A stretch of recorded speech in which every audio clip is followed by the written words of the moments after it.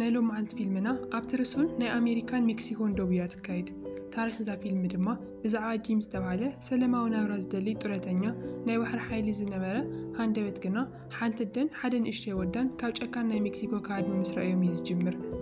እቲ ሓደ ግዜ ጀግና ዝነበረ ሃዳኒ ሕዚ ድማ ነዚ ንእሽተይ ወዲ ንምክልኻል ክብል ምስቶም ኣብ ዓለም ተሰንብዱ ዕጡቓት ናብ ዘይሕሰብ ኩነት ይኣቲ። እዚ ጡረተኛ ወታደር ጥራይ ዝመስል ዝነበረ ሰብ ነቲ ንእሽተይ ወዲ ካብ ሞት ከድሕኖ ድዩ ወይስ እቲ ጨካን ካርቴል ከሸንፎም እዩ? ነዚ ካብ ደው ናብ ደው ዝካየድ ናይ ህይወትን ሞትን ቅድድም ክሳብ መወዳእታ ትከታተሉ ንዓደምኩም። ከምዚኦም ዝበሉ ተመሳሰልቲ ካልኦት ታሪኻት ክበፅሑኩም ከዓ ቻናልና ሳብስክራይብ ብምግባር ኣባላት ስድራ ቤትና ሁኑ።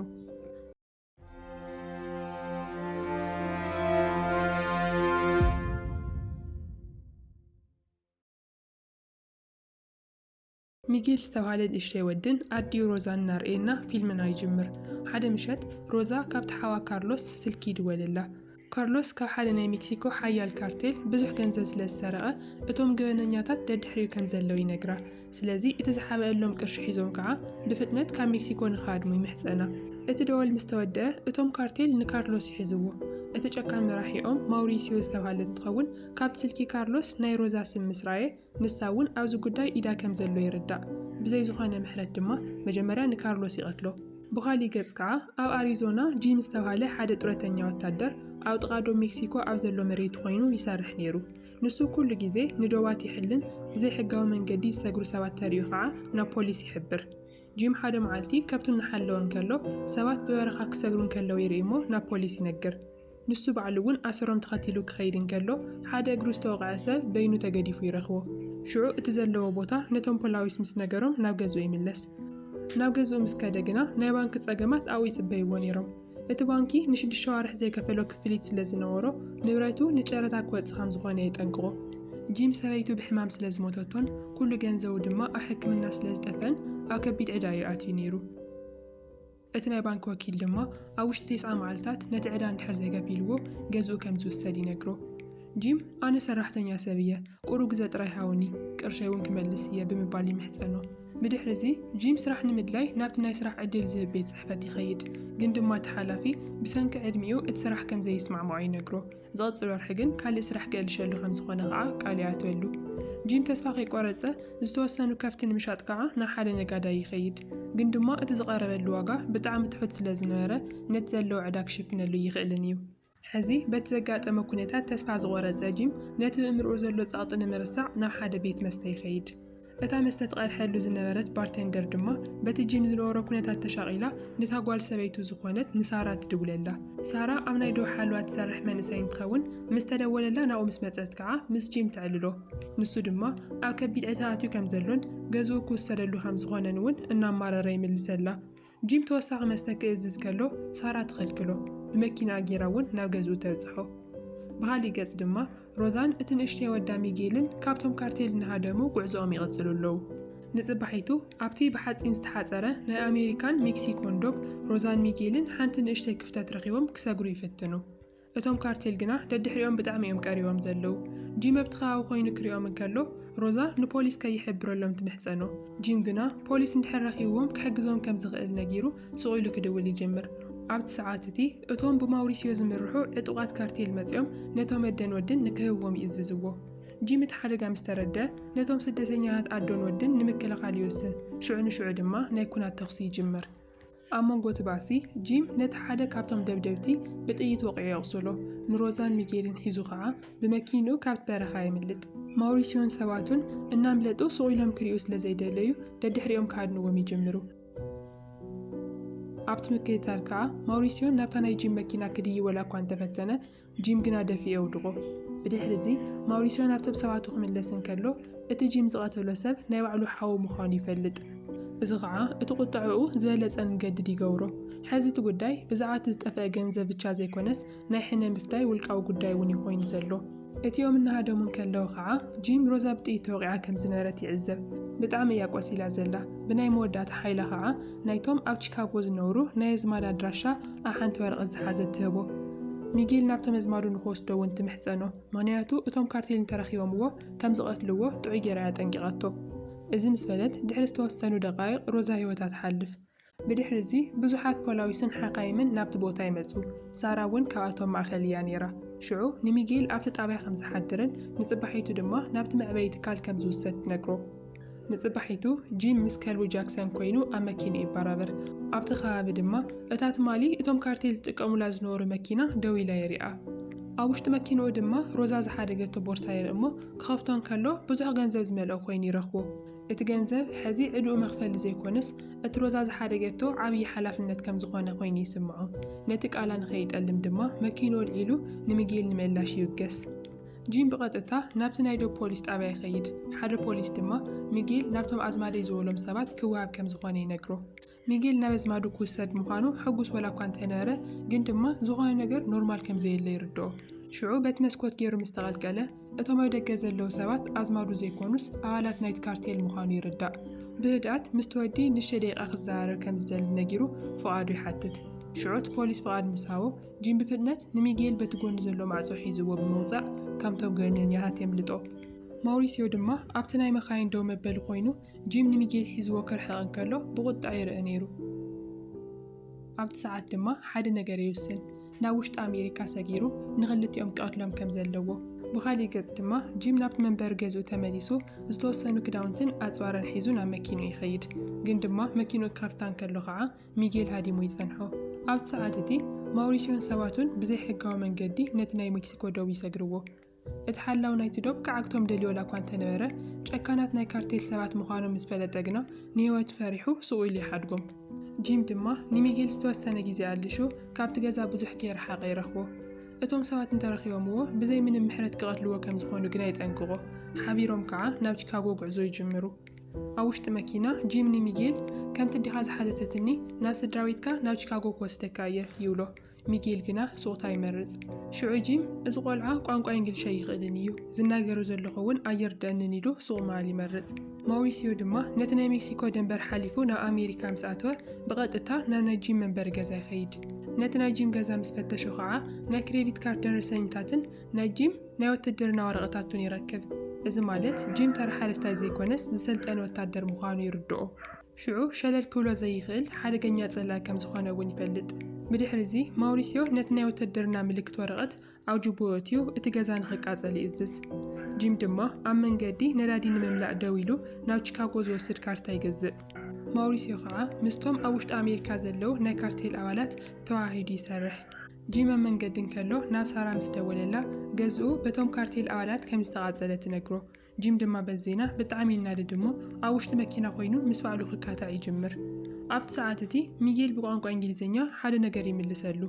شعو جيم إذا قلعة قانقو يردا كم زنار مسفلتا بتعامي سنبد أبزاناتكم هاجر كخونون يدلنية إيلو ونيرو قريت أولنا دقاقة ما يقلز جيم قنا إذن عقو زالت أمان قد مخانون ناس درابيتو كبزحو خمس خوانانون نديوك على كمزات ولا يردو قندما جيم زي تردو السرحو حادث حتتلو أبناي نلادي معدل البوتا بكريديت كارد خفلو خفليت أبي كم زلو ملكتي يبيو موريسيو دما دحرس توسن دقائق اتحابريتا يبصحمو مسو خوينو نابت قوتا يقسقس موريسيو بقطتا نابت دوكاناتيو نتعش تقباليت زنبرت قلعة بزعا جيمي حتى نساقنا منم كم زي تفلت من لسلمو موريسيو بزي زخونا ملتاو توكويسي قتلا بدحريو كابت كاميرات صدتا بمرأي جيمنا مغراقز يقعز كم زر ليرقاقز أمن قدي جيم ماكينو سلزتو على شوت نا حدا ميكانيكي وستا قندما ات ميكانيك سراح عاطي سلزناره نصبحيتو كتسقنالو يسمعما بدحرزي جيم نميجيل حيزوو نا حدا بيت مقوياتي أو خعا نمجمرا جيزي بتبكي كلت يوم يعللو شموم يفالتو جيم اتوم سوات نمنتاي ددحر يوم يكاتلوم كم زلو يحاتو ميجيل دما أكو مستوم كارتيل نا كبيت سقم كم زعاتون حازي دما بسانكو يهادنوهم كم زلون يقلزلو أبو نسو غيت ولدن كلو خمس موتا وني نقرو شعوز غلو واقعهم اتالي تتياخعا أوشتا مكينا دكي سميح لفوو نصبحيتو جيم كاب دقاس غبارا برن كلو ميجيلن اتخلبن أو اي نبرون جيم قرو سنبيل ولا كوانت نبرة دحارقن ميجيل مقوغاز يخمتسن كلو مسرعي خعا شروع يراقع بالحرزي مكينوهم تتسقينا قعزوهم يغزلو جيم حازوين نتكفليت نايت ميكانيك بكاردي فتسيموو إذا مالت موريسيون دقنا اتحابريتا يبصحمو ددحريوم دقنا يمتزق أمن قدي جيمني ميجيل بزعواتن اشتين كلو ناو شيكاغو زقورو قعزو النازن تولون كلو حدناي بوليس ماكينة مزيو دو نخولو ملكتيهم مجمرة ات بوليس كاريو من نتوم يحاتهم ጂም ሕጋዊ ብረት ከም ዘለዎ ይገልጸሉ። እቲ ፖሊስ ግና ሕዝቡን ብጥርጣሬ ይዝጥምቶ ዘሎ። ነቲ ብረት ተቐቢሉ ንሚጌል እውን ክሓቶ ከም ዝደሊ ይነግሮ። ሽዑ ጂም ተስማዕሚዑ ናብ ደገ ወፂኡ ናብታ ናይ ፖሊስ መኪና ይኣቲ። ኣብ ውሽጢ እታ ናይ ፖሊስ መኪና እናሃለወ ግና ጂም ሓደ ዘሰንብት ነገር ይዕዘብ። እቲ ፖሊስ ካብታ መኪና ንእሽተይ ይርሕቕ ኢሉ ምስ ካልኦት ሰባት ብምስጢር ክዘራረብ ይሰምዖ። ምስቶም ካርቴል ኣባላት ተሓባቢሩ ንዕኦም ንምትሓዝ ግዜ ይሕልፍ ከም ዘለውን ጂም ይርድኦ። ሽዑ ጂም ካብታ መኪና ወፂኡ እዚ ስራሕ ኸዚ ንምጥላም ክንደይ ተኸፊሉካ ኢሉ ይሓቶ። እቲ ፖሊስ ሽጉጡ ክመዝን ከሎ ግና እቲ ከልቢ ጃክሰን ዘሊሉ ይሓንቆ። ጂም ድማ ነቲ ፖሊስ ወቂዑ ናብ መሬት የውድቆ እሞ ንሚጌል ሒዝዎ እቶም ካርቴል ከይመፁ ብፍጥነት የምልጥ። ብድሕሪ ማውሪሲዮን ሰባቱን ናብቲ ቦታ ምስ መፁ ነቲ ዝቆሰለ ፖሊስ ይረኽብዎ። ማውሪሲዮ ጂም ኣበይ ከም ዘሎ ይሓቶ። እቲ ፖሊስ ግና ዝህቦ መልሲ ምሳኣነሉ ብጭካኔ ይቐትሎ። ኣብቲ ከባቢ ምስ ፈተሸ ድማ ጂም ዝጥቀመሉ ዝነበረ ናይ መንገዲ ካርታ ይረክብ። ጂም ድማ ጸኒሑ ካብ ሓደ ድኳን መከላኸሊ ዝኾነ ሽጉጥ ይገዝእ እሞ ድሓር ምሳራ ክዘራረብ እንከሎ እቲ ዶብ ክሰግሩ እንከለዉ ዝቐተሎ ሰብ ንማውሪሲዮ ሓዊ ከም ዝነበረ ይፈልጥ። ምሸት ምስ ኮነ ከዓ ጂምን ሚጌልን ክዕርፉ ኢሎም ኣብ ሓደ ሆቴል ይኣትዉ። ኣብኡ ድማ ብዛዕባ እቲ ናብ ቺካጎ ምስ በጽሑ ዝገብርዎም ነገራት እናተፃወቱ ቁርቡ ይረጋግዑ። ድሕሪ ዝተወሰኑ ሰዓታት ጂም ንጃክሰን ኣየር ከተንፍሶ ኢሉ ናብ ደገ ምስ ወፀ ግና እቶም ካርቴል ድሮው እቲ ከባቢ በፂሖም ይሪኦም። ብፍጥነት ተመሊሱ ከዓ ንሚጌል ይትስኦ እሞ ፖሊስ ናብ ካሊእ ቦታ ምእንታን ንክከይድ ናይ ስርቂ ሓበሬታ ይድውል። እዚ ማለት እቶም ፖላዊስ ናብቲ ዝተደወለሉ ቦታ ክኸዱ ንዕኦም ይርእይዎም ኣለዉ ማለት እዩ። ካብኡ ንሱ ንሚጌል ብመስኮት ኣውፂኡ ናብቲ ጥቑ ዝነበረ ጫካ ይሕባእ። እቶም ካርቴል ድማ ሰይሮም ናብቲ ክፍሊ ምስ ኣተው ባዶ ይጸንሖም። ማውሪሲዮ ብቁጥዕ እናነደደ ንጂም ክረኾ ምኾነ ዓዊሉ ይዛረብ። ጂም ድማ ንሚጌል ኣብቲ መኪና ክጽበዮ ነጊሩ ነቲ ከልቡ ጃክሰን ንምምጻእ ናብቲ ሆቴል ይምለስ። ግን ድማ ኣርፊዱ እዩ ነይሩ።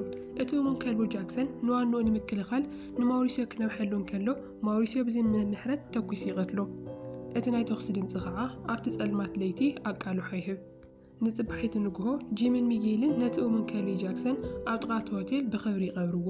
ድሕሪኡ ሚጌል ነቲ መኪና ዝነበረ ገንዘብ ምስ ረኣዮ ንዓይ ትሕግዘኒ ዘለኻ ብሰንኪ ዝቕርሺ እዩ ወዶ ብምባል ንጂም ይወቕሶ።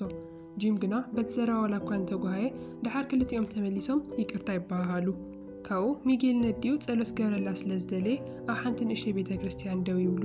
ሚጌል ተንበርኪኹ ክጽልይ እንከሎ ጂም ድማ ብስቕታ ኣብ ድሕሪኡ ስቕ ኢሉ ደው ይብል።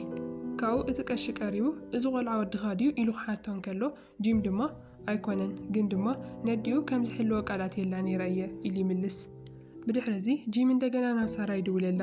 ንሳ ግና እቲ ኩነታት ኣዝዩ ሓደገኛ ስለ ዝኾነ ንሚጌል ንፖሊስ ንኸረክቦ ተምሕፀኖ። ጂም ግን ቃላት እየ ዋግኡ ዝኾነ ይኹን ከዓብ ዘይገድስ ናብ ቺካጎ ከብፅሖ እየ ብምባል ሓሳቡ ከም ዘይቕይር ይገልጸላ።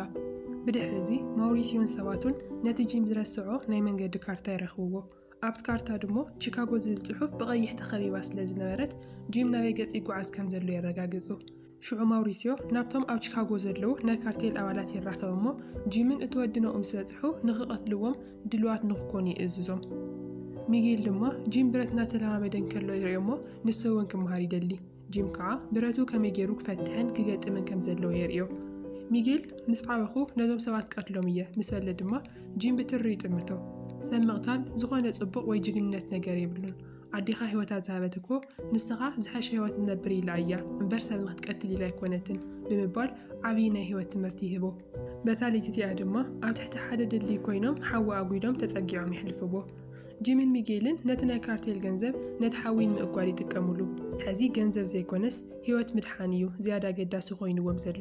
ንጽባሒቱ ናብ መእተዊ ቺካጎ ይበጽሑ። ጂም ክልተ ዘጠራጥሩ ሰባት ኣብቲ ድልድል ኮይኖም ክጥምቱ ምስ ረኣየ ከዓ ዝኾነ ሓደጋ ከም ዘሎ ይርድኦ። ንሚጌል ንምክልኻል ኢሉ ድማ ካብቲ ዓብዪ ጽርግያ ወፂኡ ናብ ገጠር ገጹ የምርሕ። እቶም ካርቴል እውን ብፍጥነት ይከታተልዎ ነይሮም። ጂም ግና ብመኪንኡ ደፊኡ ሓንቲ ካብተን መኻይን ናብኦም ከም ትጋጨ ይገብራ። ብድሕሪ ናይ ጂም መኪና ብሰንኪ ምውዓይ ደው ትብል። ጂም ድማ በቲ ዘለዎ ናይ ወተሃደራዊ ተመክሮ ተጠቒሙ ብረቱ ዝተኻኺሉ ይትኩስ እሞ ናብታ ናይ ማውሪሲዮ መኪና ዝነበረ ሹፌር ይወቕዖ። ሽዑ ንሱ ምቆጻር ስለ ዝኣበያ እታ መኪና ድማ ትግልበጥ። ካብታ ዝተሰበረት መኪና ማውሪሲዮን ክልተ ሰባትን ብቻ ብህይወት ይወፁ። ጂም ድማ ንሚጌል ሒዝዎ ናብ ሓደ ዝተረስዐ ናይ ሕርሻ ገዛ ይሓድም። ኣብኡ ምስ ኮነ ንሚጌል ሓደ ነገር እንተጋጢምኒ ብዘለካ ሓይሊ ኩሉ ህደሚኻ ብምባል ይጠንቅቆ። ጂም እንደገና ብትኽክለኛ ተኪሱ ሓደ ካብቶም ገበነኛታት ይቐትል። ከዚ ክልተ ጸላእቲ ብቻ ይተርፉ ኣለዎ ማለት እዩ። ካብኡ ቀፂሉ ጂም ንሚጌል ናብ ኣየር ንኽትኩስ ይነግሮ። እዚ ድማ ናይቶም ገበነኛታት ትኹረት ንምስሓብ ኢሉ ዝተጠቀመሉ ብልሓት እዩ ነይሩ። እቲ ተንኮል እውን ይሰርሕ እሞ ሓደ ካብቶም ሰባት ካብቲ ምሕቢኡ ክወፅእ እንከሎ ጂም ተኩስ ይቐትሎ። ሕዚ እቲ ጨካን መራሒኦም ማውሪሲዮ ብቻ ብሂወት ይተርፍ። ብድሕሪ እዚ ማውሪሲዮ ናብቲ ክፍሊ ሰይሩ ይኣቱ እሞ ንሚጌል ሒዙ ሽጉጥ ኣብ ርእሱ ይገብረሉ። ንጂም ድማ ነቲ ቆልዓ ከም መፈራርሒ ተጠቂሙ ብረቱ ንኸውርድ ይእዝዞ። ካብኡ ማውሪሲዮ ነቲ ሽጉጥ ናብ ሚጌል ኢድ ይገብረሉ እሞ ሎሚ ንመጀመርታ ግዜኻ ሰብ ክትቀትል ኢኻ፣ ከምዚ ኸማና ወታደር እውን ክትከውን ኢኻ ብምባል ንጂም ንኽቐትሎ ይእዝዞ። ሚጌል ግን ጂም ብረት ከመይ ገይሩ ክፈትሕ ከም ዘለዎ ዘርኣዮ ትምህርቲ ይዝክር። ሽዑ ማውሪሲዮ ከይተዓዘቦ ነታ ጥይት ካብቲ ሽጉጥ ብቕልጣፈ የውፅኣ። ማውሪሲዮ እዚ ምስ ሰምዐ ብጣዕሚ ይስንብድ። ነቲ ብረት ገጥሞ ትኹረቱ ተቐባፊሉ እናሃለወ ከዓ ጂም ነቲ ኣጋጣሚ ተጠቒሙ ዘሊሉ ይሓንቆ። ሽዑ ክልቲኦም ኣብቲ ምድሮቤት እናተንከባለሉ ብርቱዕ ቃልሲ ይገብሩ። ሚጌል ነቲ ሽጉጥ ኣልዒሉ ናብ ማውሪሲዮ ይድቅኖ። ማውሪሲዮ ግና ከፋርሖን ክልምኖን እውን ይሞከረን። የግዳስ ተኩሰለይ ብምባል የዳፍሮ። ጂም ኣብ ዓይኒ ሚጌል ዘሎ ቃንዛን ቁጥዕን ምስ ረኣየ ንዑ ይትስምዓዮ። ነዚ ጾር ዝተሸኪምካ ዕድመ ልክኻ ክትነብር የብልኻን ብምባል ነቲ ብረት ካብ ሚጌል ይቕበሎ እሞ ንማውሪሲዮ ከብዲ ይወቆ። ብድሕሪ እዚ ጂም ንሚጌል ናብ ደገ ከም ዝወፅእ ይገብር። ማውሪሲዮ ደም እናፈሰሶ እንከሎ ከዓ ካብ ጅቡኡ ሓንቲ ነገር የውፅእ። ንሳ እውን እታ ካብ ናይ ጂም ገዛ ዝሰረቓ ናይ ወታደር ባጁ እያ ነይራ። ጂም ነታ ናይ ምልክት ባጁ ይመልሳ እሞ ንማውሪሲዮ ናይ መወዳእታ ዕድል ይህቦ። ወይ ተሲኻ ተጋጠመኒ ወይ ድማ ባዕልኻ ሂወትካ ጥፍእ ይብሎ። ማውሪሲዮ ድማ ባዕሉ ሂወትካ ጥፍእ ይወስን እሞ ኣብኡ ባዕሉ ተኩስ ይወድቕ። ሓደ ናይ ተኹሲ ድምፂ ጥራይ ኣብቲ ጸጥታ ዝሰፈኖ ገጠር ዓብዪ ኣቃልሖ ይህብ። ሕዚ እቲ ዝኽተሎም ዝነበረ ሓደጋ ስለ ዝተወድአ ጂምን ሚጌልን ጉዕዞኦም ይቕፅሉ። ኣብ መወዳእታ ከዓ ናብቲ ሮዛ ዝፀሓፈትሉ ድራሻ ኣብ ቺካጎ ዘሎ ናይ ቤተሰቦም ገዛ ይበፅሑ። ሚጌል ነቲ ማዕጾ ምስ ኳሕኩሐ እቲ ሓትንኡን እነን ቤቱን ይኸፍታሉ። እቲ ወዲ ድማ ንድሒት ተመሊሱ ንጂም ክሰናበተ ወላ እኳ እንተደለየ ጂም ግና ምንም ከይተዛረበ ካብቲ ቦታ ይርሕቕ። ጂም ቆሲሉ ወላ እኳ እንተነበረ ናብ ሓንቲ ኣውቶቡስ ተሰቒሉ ኣብ ጥቓ መስኮት ኮፍ ይብል። ነቲ ዘሕልፎ ቃልሲ ነቲ ዝኣተወ ቃልን ነቲ ነዊሕ መንገድን እናሓሰበ ከዓ ኣዒንቱ ይኸድን። እቲ ኣውቶቡስ እናተንቀሳቐሰት እንከላ ጂም ተልእኽኡ ብዓወት ብምፍጻሙ ብሰላም ዕረፍቲ ንኽነብር ይገብሮ። እቲ ፊልም ከዓ ይዛዘም። ናይ ሎማዓንቲ ቪድዮና ከመይ ረኺብኩምዎ? ኣነ ብጣዕሚ ዝፈተኽዎ ፊልም እዩ። ንስኹም እውን ከም ዝፈተኽሞ ተስፋ ይገብር። እስቲ ካብ 10 ክንደይ ይግብኦ ትብሉ? ሓሳብኩም ኣብ ኮመንት ጻሓፉልና። ተፈቲኽሞ ላይክ ምግባር ከይትርስዑ። ቻናልና ሳብስክራይብ ብምግባር ከዓ ኣብ ቀጻሊ ቪድዮ ንራኸብ።